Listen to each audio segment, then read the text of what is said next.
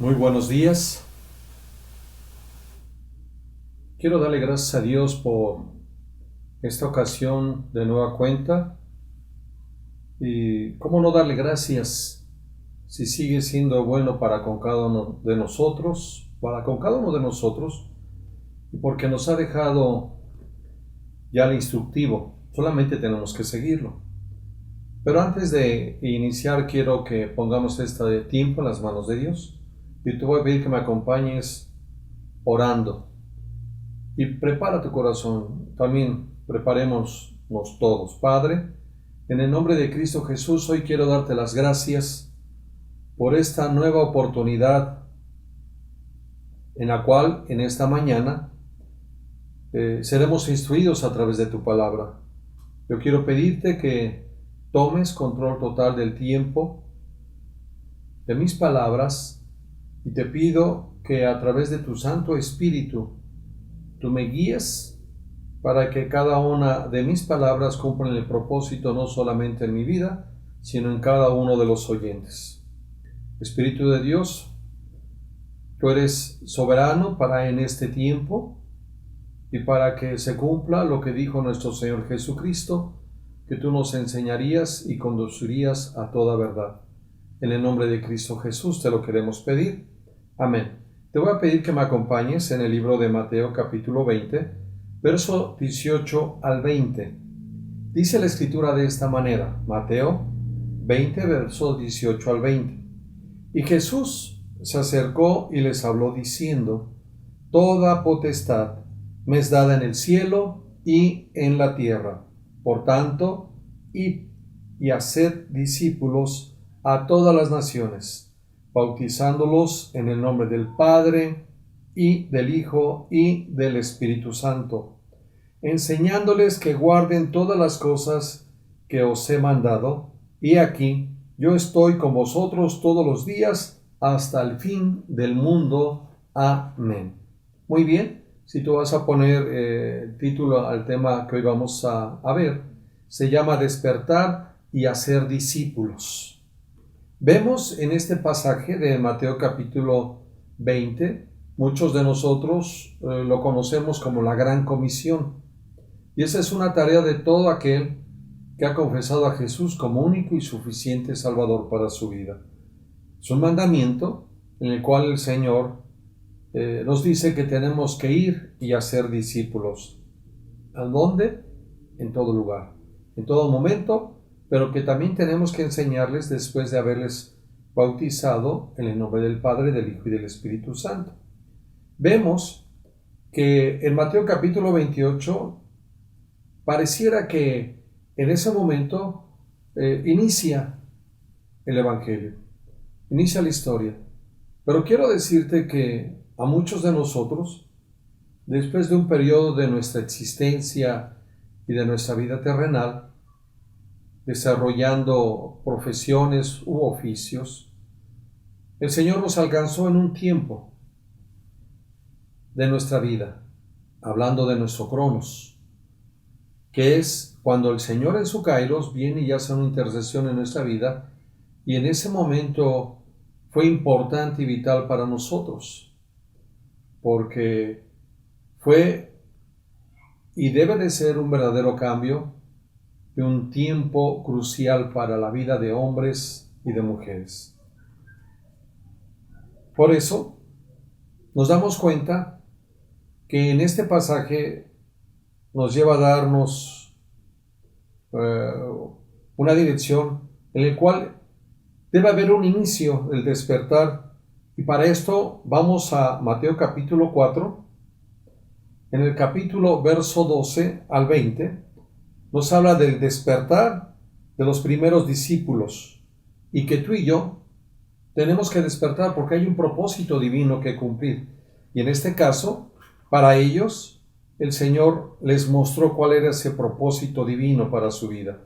Ellos estaban desempeñando su oficio, y un oficio que en aquellos tiempos como hoy en día en algunas familias sigue siendo generacional. Dice Mateo capítulo 4, verso 12 al 20. Cuando Jesús oyó que Juan estaba preso, volvió a Galilea, Y dejando a Nazaret, vino y habitó en Capernaum, ciudad marítima en la región de Zabulón y de Neftalí, para que se cumpliese lo dicho por el profeta Isaías cuando dijo: tierra de Zabulón y tierra de Neftalí, camino del mar, al otro lado del Jordán, Galilea de los gentiles, el pueblo asentado en tinieblas vio gran luz, y a los asentados en región de sombra de muerte, luz les resplandeció. Desde entonces comenzó a predicar y a decir: arrepentíos, porque el reino de los cielos se ha acercado. ¿Qué es el Evangelio? El arrepentirnos de nuestra vana manera de vivir y confesar a nuestro Señor Jesucristo como el único y suficiente Salvador para nuestra vida. Verso 18. Andando Jesús junto al mar de Galilea, vio a dos hermanos, Simón, llamado Pedro, y Andrés, su hermano, que echaban la red en el mar porque eran pescadores. ¿Qué oficio desempeñaban estos dos hermanos? Eran pescadores. 19. Y les dijo: venid en pos de mí, y os haré pescadores de hombres. Ellos entonces, dejando al instante las redes, le siguieron. Ellos estaban ocupados en su profesión que habían aprendido desde sus padres, la desempeñaban conforme a lo que habían aprendido, pero llegó un momento de su vida en la cual tienen un encuentro con Jesús, el Hijo de Dios, y los despierta a su propósito divino. ¿Cuál fue este? Que vinieran a Él, porque Él ahora les iba a enseñar a ser ¿qué? Pescadores de hombres. Esto nos da cuenta que tú y yo, y que muchos más, van a tener que venir al reino o vendrán al reino, porque el Señor los va a despertar a su propósito divino. Este es el tiempo en el cual la novia, la iglesia, el cuerpo de Cristo, tiene que despertar a su propósito divino. En lo personal, creemos que estamos viviendo los tiempos de Dios. Estos tiempos son el punto central en la historia de las personas, de la humanidad. Diríamos, en este tiempo es un tiempo de Dios, es un tiempo decisivo y de cambio para el futuro de cada persona, para el futuro de cada ciudad, para el futuro de cada nación en el mundo. Son tiempos vitales, porque estamos viviendo tiempos por esta crisis de salud, de muerte en muchos lugares. Esto nos lleva a preguntarnos qué significa despertar y discipular. Despertar significa, yo creo que te ha sucedido o lo has hecho, hacer que alguien deje de dormir o interrumpirle su sueño. El diccionario griego nos dice, con respecto a la palabra despertar, ¿qué significa? Levantarse, literalmente del sueño, o de estar sentado o acostado, o de la enfermedad, o de la muerte en un sentido figurado, o de la oscuridad, o de la inactividad. También nos dice que es enderezar, levantar, despertar, resucitar. Con esta primera porción que hemos visto del llamado y despertar de los primeros discípulos en Pedro y Andrés, nos damos cuenta y pensaríamos que ellos no estaban inactivos, que ellos estaban ocupados desempeñando su oficio, pero no habían despertado, no se habían levantado, permanecían inactivos en su propósito divino. ¿Y cuál era su propósito divino? El Señor se los dijo: vengan, los voy a hacer pescadores de hombres. Recuerda que cada uno de los seres humanos desempeñamos funciones dentro de nuestras sociedades que nos sirven para no solamente realizarnos, sino para proveer en lo material muchas de las cosas que necesitamos. Pero tenemos que entender que eso solamente son las herramientas que Dios ha permitido en nuestra vida a través de tu esfuerzo, de mi esfuerzo, para que cumplamos nuestro propósito divino. Y Pedro y Andrés se habían dado cuenta y ahora iban a utilizar lo que habían aprendido en sus oficios. Si tú y yo nos diéramos a la tarea en este momento de tratar de hablar cómo es que se pueden pescar los peces, hay diferentes tipos de peces en el agua y para cada uno de ellos se requiere diferente carnada y aún diferente forma de hacerlo. Entonces ahora el Señor quería que eso que habían aprendido lo tenían que poner en práctica en este tiempo en el cual iban a ser discipulados. ¿Qué significa discipular? Aprendiz. En general, en México diríamos el chalán. No sé si a ti te ha tocado o te tocó ser un chalán en tu infancia, tu adolescencia o juventud. A mí sí me tocó serlo en mi infancia. Yo tenía alrededor de 8 o 9 años cuando me mandaron a aprender el oficio de sastre con uno de mis tíos abuelos. Estuve cerca de 2 o 3 años con él, yo creo que 2 años. Y pues no era fácil, porque además no solamente le hicimos de chalán, de aprendiz, sino teníamos que hacer otras labores y tenía que haber un tiempo de entrada, no había tiempo de salir, pero teníamos que aprender del maestro, en este caso, de uno de mis tíos y sus empleados, ellos eran maestros también. ¿Qué más nos dice la palabra discípulo? También en el hebreo lidmud, alguien que es instruido hasta adquirir una disciplina en la vida. Si tú y yo ya caminamos en el reino, aquellos que van en el camino del reino tienen que ser discipulados para que en la instrucción, en la enseñanza, adquieran una disciplina para la vida. Ese es el fin de venir al reino. También, discipulado viene del verbo hebreo lamad, con un significado doble. Tiene un significado doble este verbo, y es enseñar y aprender. O sea, no solamente vas a ser enseñado o vas a aprender, sino posteriormente tú tienes que enseñar a otros. Esto es lo que leíamos en Mateo capítulo 28, verso 18 al 20, y en especial en el verso 19, cuando dice el Señor, id a hacer discípulos.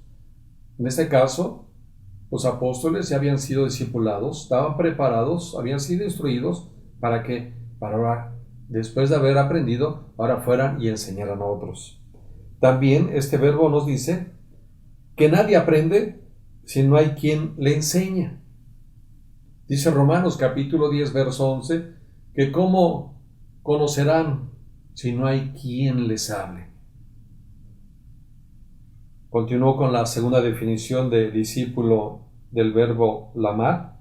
Repito, es decir, que nadie aprende si no hay quien le enseñe, pero también nadie enseña si no se logra que alguien quiera aprender. ¿Te das cuenta que está hablando aquí de lo que dijo el Señor? Tenemos que ir a cumplir la gran comisión, a evangelizar, llevar las buenas nuevas. Decía Pablo a los romanos en el capítulo 1, verso 16, que no nos avergonzábamos del evangelio porque era poder o es poder de Dios para salvación a todo aquel que cree. Entonces, una vez que alguien ha creído, este es un buen tiempo para que haya quien enseñe, ya que hay quien quiera aprender. Entonces, dijimos, despertar y hacer discípulos. Es el tiempo que tú y yo despertemos a nuestro llamado profético, nuestro llamado divino. Por eso tenemos que tener presente que el cristiano es la única religión que exige a sus discípulos mantener una relación permanente con su fundador, en este caso, nuestro Señor Jesucristo.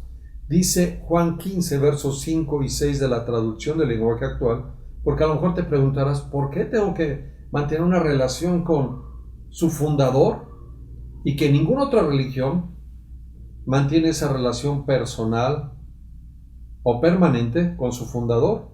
Dice Juan capítulo, dijimos 15, versos 5 y 6 de la Biblia traducción del lenguaje actual. El discípulo que se mantiene unido a mí y con quien yo me mantengo unido, es como una rama que da mucho fruto. Pero si uno de ustedes se separa de mí, no podrá hacer nada. Al que no se mantenga unido a mí, le pasará lo mismo que a las ramas que no dan fruto. Las cortan, las tiran y cuando se secan les prenden fuego. Entonces, ¿por qué tengo que mantenerme unido al Señor? Porque Él espera que tú y yo demos fruto. No es posible llevar fruto sin mantener una relación permanente con nuestro Señor, el fundador del cristianismo. Ahora, recuerda que el Señor siempre respaldará su palabra. ¿A través de quién? De sus discípulos. Hay ejemplos en el libro de los Hechos cuando algunos judíos, dice la Escritura, ambulantes. Un judío llamado Simón, junto con sus 7 hijos, quisieron, dice la Escritura, exorcizar a alguien que se encontraba endemoniado.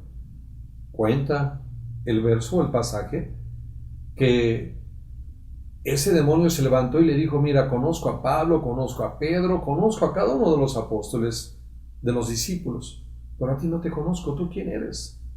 Dice que salió huyendo Simón con sus 7 hijos y que este demonio aún les arrebató su ropa. Entonces, esta enseñanza ahí en el libro de los Hechos nos dice que el Señor respalda a sus discípulos porque lo dice en su palabra. Para eso te voy a pedir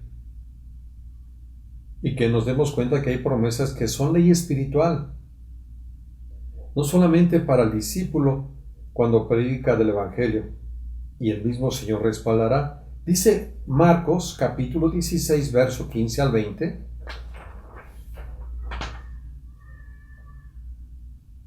También habla de la comisión, pero ve lo que dice.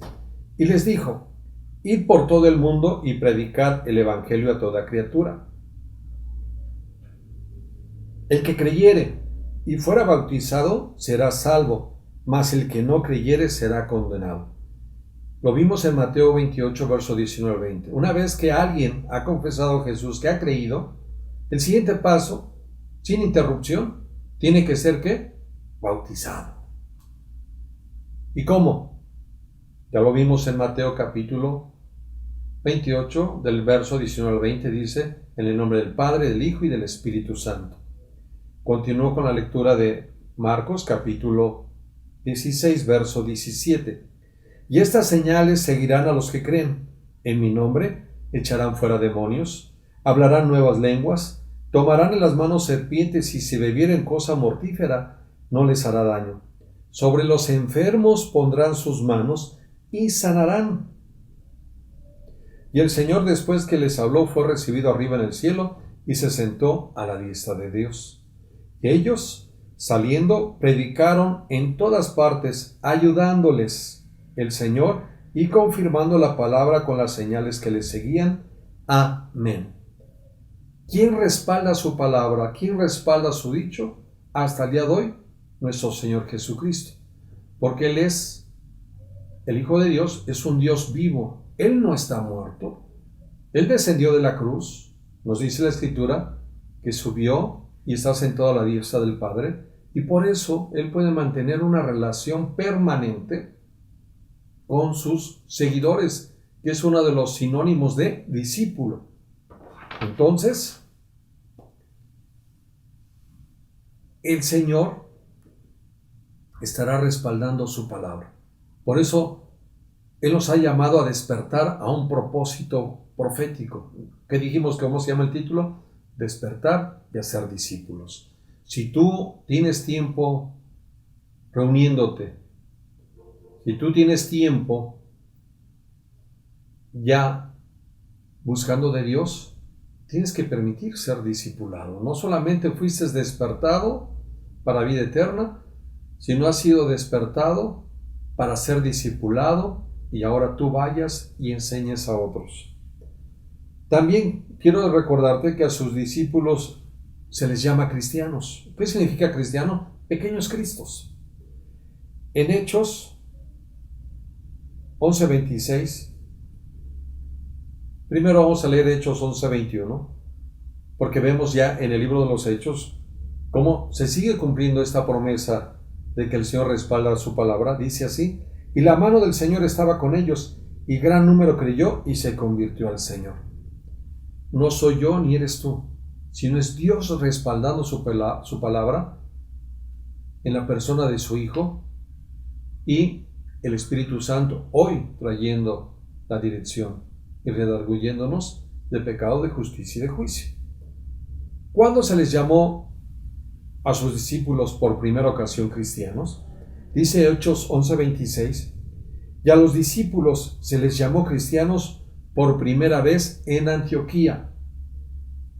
Cristianos a secas, ¿sí? Cristianos. No hay cristianos de otro nombre, solamente cristianos. ¿Dónde se encuentra hoy en día Antioquía? Es en la actual Turquía, sobre el río Orontes, y significa lugar alto, donde está la luna, monte de oro, tierra de oro, y en griego, empujador. Si quisiéramos verlo en este sentido, ahí fue el inicio de cuando aquellos que no eran judíos reconocieron a Jesús como su único y suficiente Salvador para su vida. Esta ciudad, solamente como un dato histórico, fue fundada en el año 301 a 280 a.C. por Seleuco I Nicanor. Entonces, en ese lugar se le llamó a los seguidores, a los discípulos, cristianos. Y quiero decirte que cuenta las crónicas que en aquellos días lo hacía la gente en tono de burla. Pero no fue algo que se le hubiera ocurrido a la gente, es algo que a través de Dios mismo y su Espíritu Santo les trajo esa revelación a estos hombres y mujeres que empezaron a llamar cristianos a los discípulos del Señor. Aún hoy en día hay quien, en tono de burla, a través de expresiones diferentes, entre ellas una como esta que dicen, ¿y eso qué es cristiano? Se está refiriendo a la gente en tono de burla, con sarcasmo, con descalificación. Pero tú y yo tenemos que cumplir nuestro propósito una vez que hemos sido despertados y habiendo venido al reino. También te quiero decir que tenemos que tener cuidado con no caer en la religiosidad, porque la religiosidad va a detener tu discipulado. Hay gente que ha detenido su discipulado, hay iglesias que han detenido el discipulado porque han caído en la religiosidad. Y te quiero decir que el discipulado de Dios está al alcance de todos. Solamente tienes que levantar tu mano y buscarlo. Y dice la Escritura que el que busca, encuentra. Al que toca, se le abrirá. Pero hay 4 enemigos que interfieren en ese propósito, en el plan de Dios para tu vida. Hay muchos más, pero quiero tocar 4 solamente en esta ocasión. Número 1, la rutina. ¿Qué es la rutina? La costumbre. Para nosotros los latinos venimos de costumbres, de tradiciones. Y sin darnos cuenta, volvemos a deslizarnos en ellas cuando venimos a la iglesia. ¿Qué hace la costumbre, la rutina? Te impide cruzar esa línea de toda una tradición generacional. Y no solamente te impide, sino te va a separar de un encuentro personal que avivará tu espíritu día a día en la presencia de Dios. Segunda de Timoteo capítulo 1, verso 7, nos dice que el Señor no nos ha dado un espíritu de cobardía, sino de amor, poder y dominio propio. ¿Cuál es el propósito? Para dar testimonio de nuestro Señor Jesús. Número 2.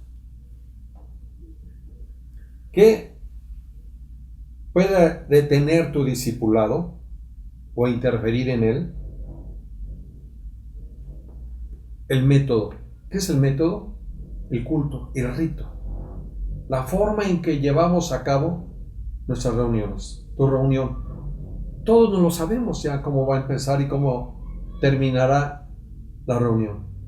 Y sin darnos cuenta, llegamos sin prepararnos, sin esperar que Dios va a hablar a nuestro espíritu, que va a confrontar nuestra vida con su verdad y que esto es una oportunidad de cambio. Te repito, estamos en un tiempo kairos, un tiempo crucial para tu vida y para mi vida y para la vida de muchas personas como ciudades y naciones. ¿Qué es el rito, el método, el culto? Solo cumplir sin responsabilidad ni obligaciones. Para que todos los demás me vean que estuve ahí presente, pero no hay cambios en mi vida. Primera de Juan capítulo 3, verso 18 y 19, de la palabra de Dios para todos nos dice, hijitos, el apóstol Juan hablándoles a la iglesia en ese momento. Hijitos, nuestro amor no debe de ser solo de palabras, pues el verdadero amor se demuestra con hechos. Estamos viviendo un tiempo en el cual estas generaciones nos están demandando más hechos que palabras. Y muchos de ellos, incluso en sus creencias, practican más los hechos que las palabras. Entonces, has dado cuenta que hoy en día los jóvenes le dicen a sus papás, voy a hacer esto. Y cuando le dicen voy a hacer esto, es porque ya lo están llevando a cabo. Entonces, tenemos que romper el que no seamos responsables, ni adquiramos obligaciones, porque las hay, como hijos de Dios. Número 3, la falta de conocimiento de Dios. Es solamente creer tener una religión, pero no una relación con Dios. Y te quiero decir, como lo dijimos al principio, el creer en Jesús nos exige a cada discípulo mantener una relación permanente con nuestro Señor, que es el fundador de ella. Hay un ejemplo en el Antiguo Testamento, en la primera carta o primera de Samuel capítulo 2, verso 12 y 13, la primera parte del verso 3, nos habla de los hijos del sacerdote Elí. En ese tiempo, este hombre o este sacerdote había descuidado tanto a sus hijos que se olvidó de su primera función o de su primera tarea, que te quiero decir que si tú eres padre de familia, esta es tu primera tarea. Vayamos y leamos verso 12 y el 13. Y aquí define los descuidos de no instruir a nuestros hijos y que ellos se queden sin conocimiento de Dios. Dice así el verso 12. Ahora bien, los hijos de Elí eran unos sinvergüenzas que no tenían respeto al Señor, ni a sus obligaciones sacerdotales. Tú podrías decir, bueno, creo que este pasaje está hablando de los pastores y sus hijos, de los líderes espirituales y sus hijos, los líderes dentro de la iglesia, pero no está hablando de mí, que yo solamente voy a escuchar el mensaje. Te quiero decir que estos hijos son el ejemplo de lo que está pasando en este tiempo. Son ejemplo de una generación que ha nacido en la iglesia, pero que no ha nacido de nuevo y no conoce a Dios. Y de estos no solamente se está hablando de los pastores o de los líderes religiosos, sino habla de todos aquellos que hemos sido llamados al reino. Y te lo voy a comprobar. Dice Apocalipsis capítulo 5, verso 9 y 10 de la Biblia de traducción del lenguaje actual, que somos un pueblo de reyes y sacerdotes. No solamente uno, todo el pueblo del Señor. Dice así el verso 9. Y todos ellos cantaban esta nueva canción.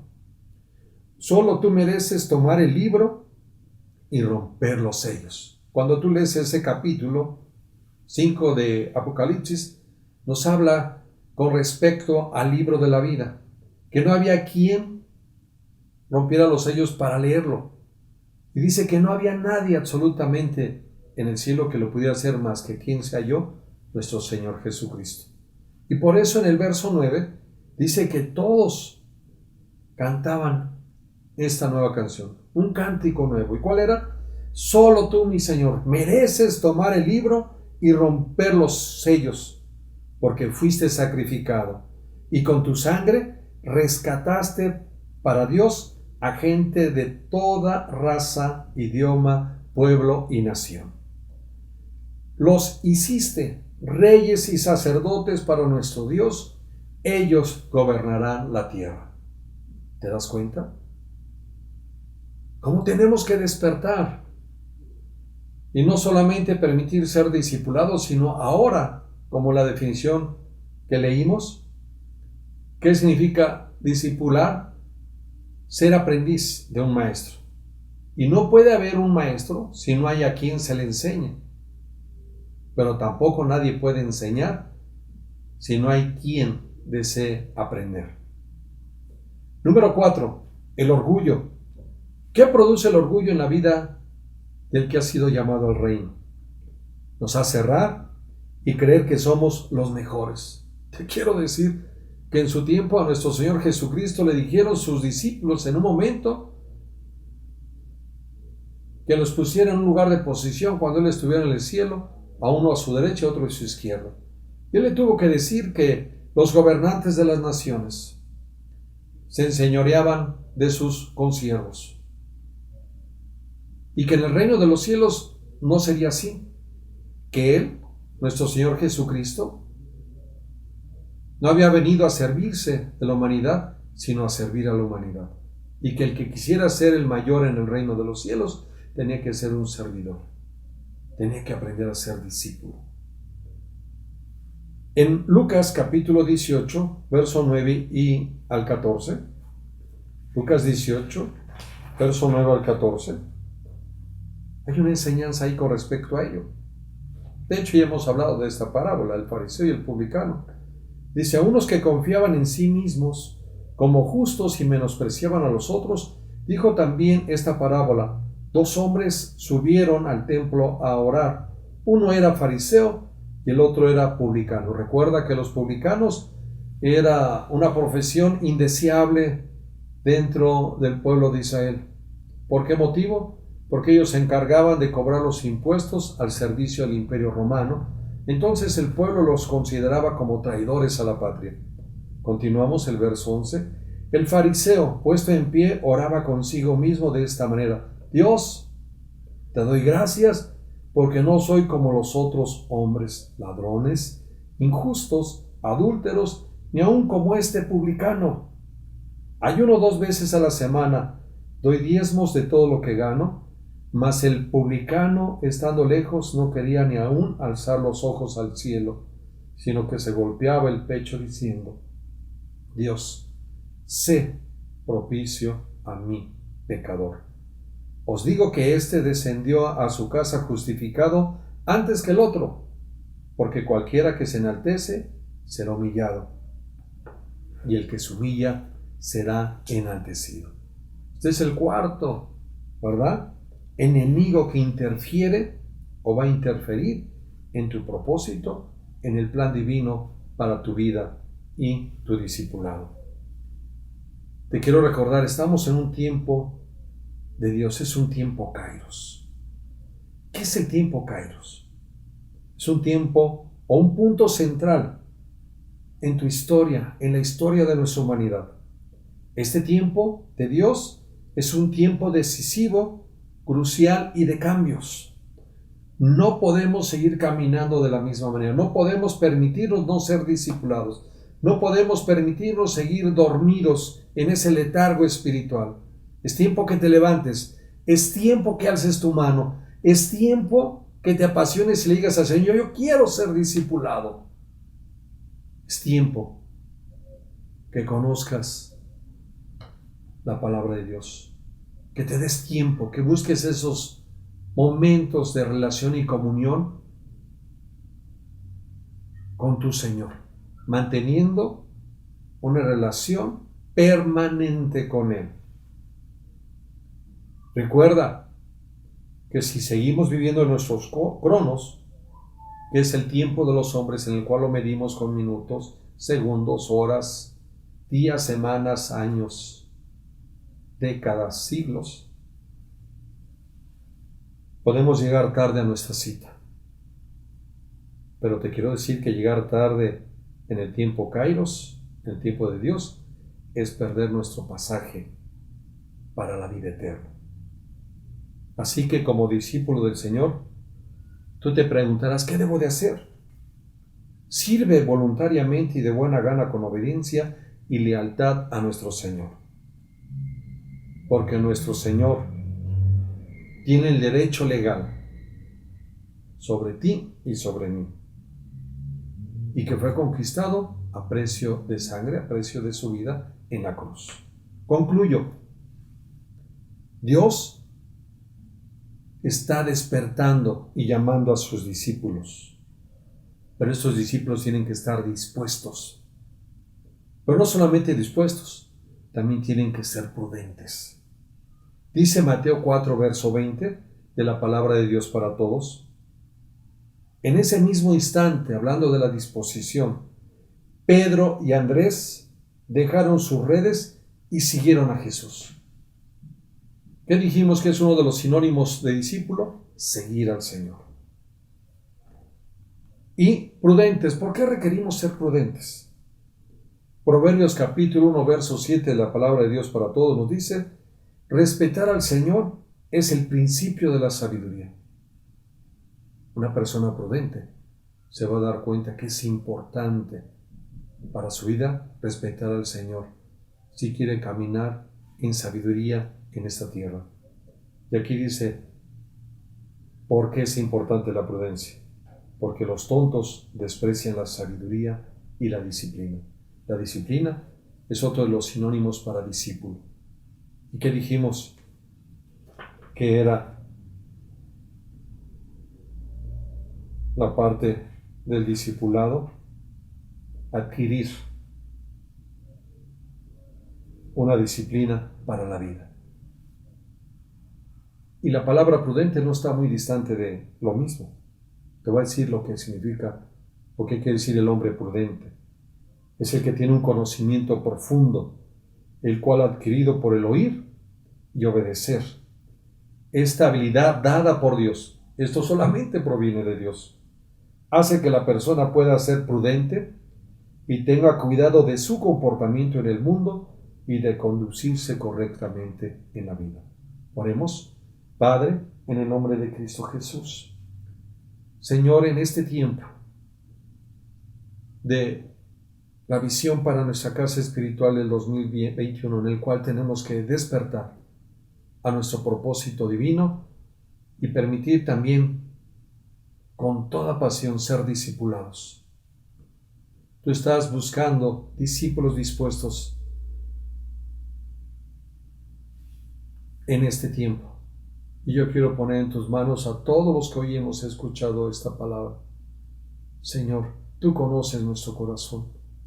Si hay en nuestro interior poco deseo y poco anhelo y poca pasión para despertar nuestro propósito profético y ser discipulados, yo te pido, Señor, que así como aquel hombre te pidió que ayudaras a su fe, que así tú ayudes también y que avives ese fuego en nuestro corazón para que nos apasionemos y que busquemos con todo nuestro ser, una vez que hemos sido despertados a nuestro propósito divino, ser discipulados y de esta manera cumplir el propósito por el cual tú nos has llamado a tu reino. En el nombre de Cristo Jesús te lo quiero pedir. Amén y amén. Pues gracias en esta mañana que nos has acompañado y te esperamos la próxima semana. Que Dios te bendiga.